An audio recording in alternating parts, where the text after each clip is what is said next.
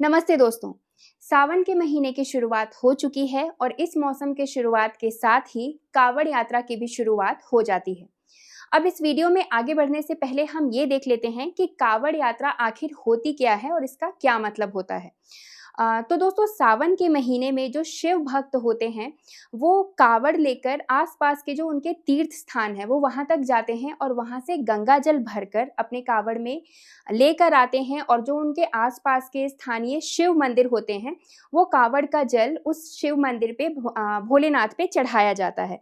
तो बेसिकली ये कावड़ यात्रा का पर्पस होता है कि जो शिव भक्त हैं वो अपने कंधे पर कावड़ को टांग कर किसी भी आसपास के तीर्थ स्थान तक जाएंगे और वहां से गंगा जल को लेकर वापस अपने स्थानीय जगह पर आ जाएंगे। ये जो कावड़ है ये बांस का बना हुआ होता है। बांस का कावड़ इसलिए यूज करते हैं क्योंकि बांस को शुद्ध माना जाता है और इस कावड़ के दोनों तरफ कलश लटके हुए होते हैं जिसमें कि गंगा जल भर के भक्तों को लेके आना होता है। और कावड़ यात्रा पर निकलने वाला कोई भी भक्त जिसे कि कावड़िए के नाम से जाना जाता है तो वो कुछ खास नियमों का पालन भी करता है। कावड़िए ऐसा मानते हैं कि जब तक जितने टाइम के दौरान वो कावड़ यात्रा में हैं उन्हें कुछ खास नियमों का पालन भी करना होगा। तो यात्रा के दौरान जो कावड़िए हैं वो कावड़ को कभी भी ज़मीन पर भी नहीं रखते हैं। कहते हैं कि ऐसा करने से जो कावड़ है वो अशुद्ध हो जाता है। तो वो या तो उसको कंधे पर टांग के रखेंगे या फिर कहीं भी दीवार वगैरह पे वो टांग सकते हैं अगर उनको खाना वगैरह खाना हो तो, लेकिन वो ज़मीन पे उस कावड़ को नहीं रखते हैं। तो बेसिकली इन सब नियमों का पालन कावड़ यात्रा के दौरान होता है। ये सब चीज़ें आपको बताने का मतलब ये है कि ये यात्रा आप ये मान के चल सकते हैं कि बहुत ही शुद्ध और सात्विक तरीके से की जाती है। यात्रा के दौरान आप ये बोल सकते हैं कि कुछ नियम हैं जिनको कावड़िए जो है वो मानते हैं, सख्ती से मानते हैं। कुछ लोग तो प्रॉपर कावड़ यात्रा के दौरान व्रत भी रखते हैं।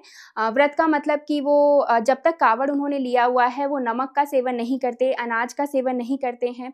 कुछ लोग ऐसे होते हैं जो किसी मन्नत के साथ कावड़ यात्रा करते हैं तो वो लोग नंगे पैर भी कावड़ लेकर निकलते हैं जल लाने के लिए। कावड़ को लेकर जो कावड़िए होते हैं वो खाना भी नहीं खाते हैं क्योंकि ऐसा भी कहा जाता है कि कावड़ को अगर आपने टच किया हुआ है और आप खाना खा रहे हैं तो उससे कावड़ का जो जल है वो जूठा हो जाता है। और इस पूरे कावड़ यात्रा के दौरान कावड़िए एक दूसरे को उनके नाम से भी नहीं बुलाते, या तो वो उन्हें भोले बोलते हैं या फिर बम बोल बम, इन तरह के नामों से वो एक दूसरे को बुलाते हैं। तो बेसिकली आप ये समझ लीजिए कि कावड़ यात्रा जो है वो भक्तों की श्रद्धा से जुड़ी हुई एक यात्रा होती है। तो यहाँ तक तो हमने बात की कावड़ यात्रा के बारे में। अब मैं आपको आगे ये बता देती हूँ कि आजकल हमें कावड़ यात्रा के बारे में इतना कुछ सुनने को क्यों मिल रहा है या फिर इस यात्रा पर इतना कोहराम क्यों मचा हुआ है। तो दोस्तों, ये मुद्दा शुरू होता है मुजफ्फरनगर से। मुजफ्फरनगर एक ज़िला है जो कि उत्तर प्रदेश में पड़ता है।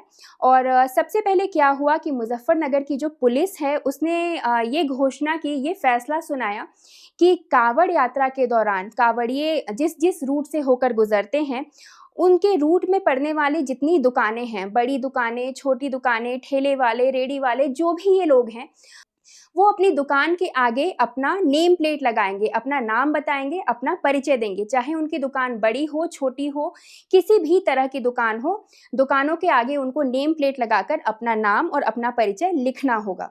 हमारे जनपद में लगभग 240 किलोमीटर का कांवड़ मार्ग है। इसमें जितने भी खान पान के दुकानें हैं, चाहे वो होटल, ढाबे, ठेले, जहाँ से भी कांवड़िए अपनी खाद्य सामग्री खरीद सकते हैं, उन सबको ये निर्देशित किया गया है कि अपने प्रोप्राइटर के या काम करने वालों के नाम ज़रूर डिस्प्ले करें। ये इसलिए ज़रूरी है ताकि किसी प्रकार का कोई कन्फ्यूजन किसी भी कांवड़िए के अंदर ना रहे और ऐसी स्थिति ना उत्पन्न हो कि कहीं कोई आरोप प्रत्यारोप हो और बाद में कानून व्यवस्था की स्थिति उत्पन्न हो। इसलिए ऐसा निर्देश दिया गया है। अब ये घोषणा तो कर दी गई, लेकिन इस घोषणे के बाद इस पे मिली-जुली प्रतिक्रिया आ रही है। कुछ लोगों का ऐसा मानना है कि ये कांवड़ियों की सुरक्षा के लिए किया गया एक फैसला है, इसका पॉजिटिव रिजल्ट देखने को मिलेगा। जबकि कुछ लोग इसे सियासी मुद्दों से भी जोड़कर देख रहे हैं, ऐसा मान के भी चल रहे हैं कि ये एक तरह से हिंदू और मुसलमान को डिफरेंशिएट करने के लिए लिया गया एक फैसला है जो कि पब्लिक के हित में नहीं है, कुछ लोगों का ऐसा कहना है। तो दोस्तों ये मुद्दा शुरू तो हुआ था मुजफ्फरनगर से, जहां के एसएसपी ने ये सबसे पहले निर्णय लिया था, ये घोषणा की थी, इस फैसले को लागू किया था। और इसके बाद हमारे उत्तर प्रदेश के मुख्यमंत्री श्री योगी आदित्यनाथ ने भी ये फैसला जो है वो सार्वजनिक रूप से ले लिया है कि रूट में पड़ने वाली, उत्तर प्रदेश के रूट में भी पड़ने वाली जितनी दुकानें हैं उन दुकान वालों को भी ये फैसला मानना होगा, जिसका मतलब है कि उन्हें अपना परिचय अपने दुकानों के आगे नेम प्लेट लिख के वहाँ पे बताना होगा। तो मुख्यमंत्री योगी आदित्यनाथ ने भी ये फैसला ले लिया है और सख्त निर्देश दिए गए हैं कि इस रूट में जितनी भी दुकानें पड़ती हैं उसके दुकानदार अपना नाम लिख के शॉप पे लगाएंगे। आपने काफ़ी न्यूज़ चैनल्स पे भी देखा होगा, आरिफ फल वाला, निसार फल वाला, इस तरह से कर करके न्यूज़ चैनल्स पे भी दिखाए जा रहे हैं कि जो छोटे छोटे फलों के ठेले भी लगाते हैं वो उन लोगों ने भी अपना नाम लिख के ठेले के आगे लगा दिया है, जिससे कि उनकी पहचान आने जाने वाले लोगों को पता चल जाए।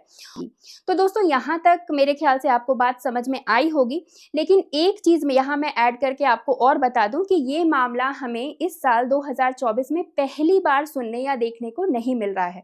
दरअसल हुआ था ये कि पिछले साल 2023 में भी मुजफ्फरनगर जनपद के योग साधना आश्रम के एक गुरु थे, जिन्होंने पिछले साल भी ये चीज़ नोटिस की थी कि कांवड़ यात्रा के दौरान यात्रा रूट में पड़ने वाले कुछ ऐसे शॉप्स थे जिनके ओनर जो थे, उन शॉप्स के जो मालिक थे वो वास्तव में मुसलमान थे, लेकिन कांवड़ यात्रा के दौरान उन लोगों ने क्या किया था कि अपनी दुकानों पर हिंदू देवी देवताओं की फोटोज जो है वो लगा के रखी थी। तो उन्होंने बेसिकली इस चीज़ का ऑब्जेक्शन किया था कि जो मुसलमान लोगों की शॉप है वो अपने दुकानों पे इस तरह से हिंदू देवी देवताओं की पिक्चर्स ना लगाएं। इससे जो यात्रा रूट में आने वाले कांवड़िए हैं उनको बेसिकली एक तरह का भ्रम हो जाता है, उन्हें ये पता नहीं चलता कि वो जिस शॉप पे रुके हैं, जिस शॉप पे वो चीज़ों का इस्तेमाल कर रहे हैं वो वास्तव में किसकी शॉप है। तो बेसिकली ये मुद्दा 2023 में उठा था और जब इस मुद्दे ने तूल पकड़ा था तो रिजल्ट हमें देखने को मिला था और फाइनली जो मुसलमान लोग थे उन्होंने अपनी दुकानों पे अगर देवी देवताओं की पिक्चर्स जो चिपकाई थी तो उन्होंने हटा लिया था।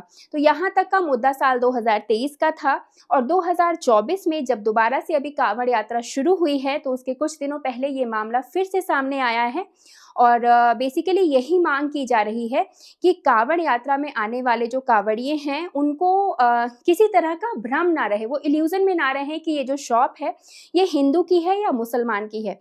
और बेसिकली इस मुद्दे को आप इस तरह से भी देख सकते हैं कि मांग बस इतनी की जा रही है कि अगर आप हिंदू हैं और आप रूट पे एक शॉप चला रहे हैं तो आप हिंदू रहकर ही शॉप चलाइए। हिंदू होकर आपको खुद को मुसलमान दिखाने की ज़रूरत नहीं है। और अगर आप मुसलमान हैं और आप रास्ते में एक शॉप, आपकी बड़ी या छोटी किसी तरह की भी शॉप है, तो आप खुद को मुसलमान दिखाकर ही अपनी शॉप चलाइए। आपको अपनी शॉप पे खुद को हिंदू दिखाने की ज़रूरत नहीं है। आप अपने धर्म की जो भी चीज़ें फॉलो करते हैं आप करिए, आप वो कर सकते हैं, लेकिन लोगों को भ्रमित करने के लिए आप मुसलमान होकर अपने दुकानों के आगे देवी देवताओं की फोटोज ना लगाएं।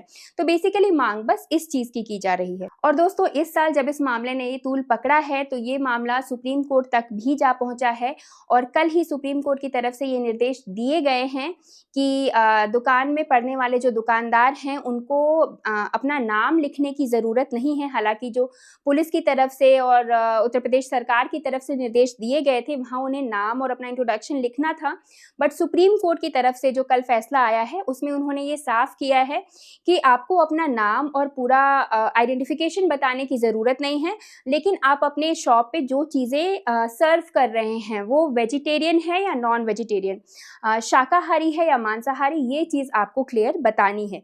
आपके दुकान में आने वाले लोगों को ये साफ पता होना चाहिए कि आपकी शॉप पे आके उन्हें वेज खाना मिलेगा या फिर नॉन वेज मिलेगा। तो बेसिकली दोस्तों ये जो यात्रा होती है कांवड़ यात्रा, ये लोगों की श्रद्धा से जुड़ी होती है, लोगों के विश्वास से जुड़ी होती है। तो इसी वजह से जो चीज़ें हैं जो उन्हें रास्ते में मिल रही हैं, अब ऐसा नहीं होना चाहिए कि वो जो खुद में इतने स्ट्रिक्ट नियमों का पालन कर रहे हैं किसी भी रीज़न से, किसी भी कारण से उनका एक तरह का ये जो व्रत है वो खंडित हो जाए या फिर टूट जाए। तो बेसिकली यहाँ पे मुद्दा बस इतना ही है। आशा करती हूँ ये वीडियो देख के आपको ये जो पूरा मुद्दा है, पूरा मामला है वो समझ में ज़रूर आया होगा और इस मामले में आपकी जो भी राय है हमें कमेंट पे लिखकर ज़रूर बताइए। अगर ये वीडियो आपको पसंद आई है इस वीडियो को एक लाइक करिए और ऐसे ही दूसरे वीडियोज़ के लिए हमारे चैनल से जुड़े रहिए। जय हिंद, जय भारत।